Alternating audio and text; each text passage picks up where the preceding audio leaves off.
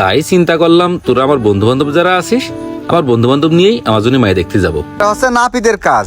মেয়ের ব্যাপারে যখন দুই পাশের কলিটাই সুন্দর করে মিলে দিস, ঠিক আছে? বন্ধু, তোমার ব্যবসাপাতি কিরাম চলতেছে? খুবই ভালো চলতেছে আলহামদুলিল্লাহ।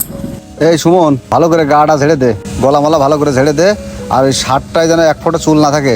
চুল থাকলে বলে আমার গামা ফুটবে না, ঠিক আছে? এই সুমন, তাড়াতাড়ি বল কয় টাকা হয়েছে, আমি আবার একটু ব্যস্ত আছি। আরে বন্ধু, টাকা পয়সা দেওয়া লাগবে না, তুমি যাও। টাকা দেবো না মানে? তা তুই কাজ করেছিস, তোরে টাকা দেবো না? আরে বন্ধু মানুষ, আমার কাছে আজকে আইসিস, অনেকদিন পর টাকা দেওয়া লাগবে না। আমি কি ছোট লোক যে তোরে টাকা দেবো না? আর তুই আমার কাছে টাকা নিবি নে, পরে মানুষের কাছে বলে বেড়াবি অপু আমার কাছে ফ্রি কাজ করে নেছে, আমার মান সম্মান আছে না? আমি কেন কইয়ে বেড়াবো লোকের কাছে? তুই বন্ধু মানুষ, তুই তো আসিস না আমার দোকানে, এই প্রথম আসলি। আমি তো এসব নর্মাল জায়গায় চুল কাটাই নে। আমি যেখানে চুল কাটাই আজকে ওটা বন্ধ ছিল, আমার একটু ব্যস্ততা ছিল, তাই তোর কাছে আইছি। আরে আমি কারো কাছ থেকে কোনো ফ্রি কাজ করাই নে।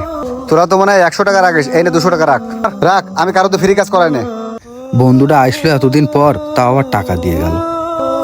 কিরে সুমন, কি অবস্থা, আছিস তুই? আরে সোহেল, তুই কোন সময় আসলি?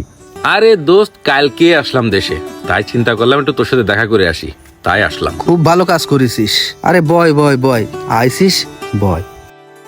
তোর সাথে একটু কথা আছে।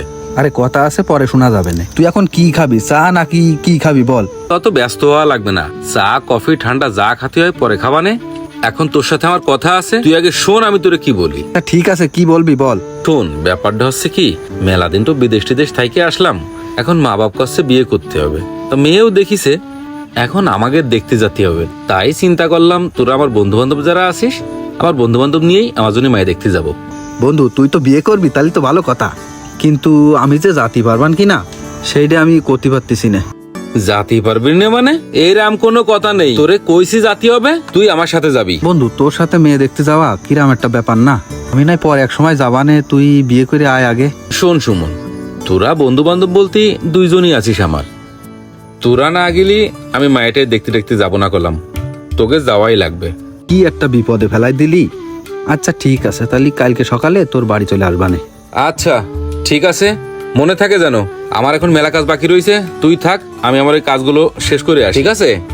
আচ্ছা ঠিক আছে সুমন, তাহলে তুই থাক, আমি গেলাম, আমার আরো মেলা জায়গায় যাওয়া লাগবে, অনেক বাজার টাজারও করা লাগবে, তাহলে কালকে সকালবেলায় মনে থাকে জানো, একদম যেন ভুল হয় না।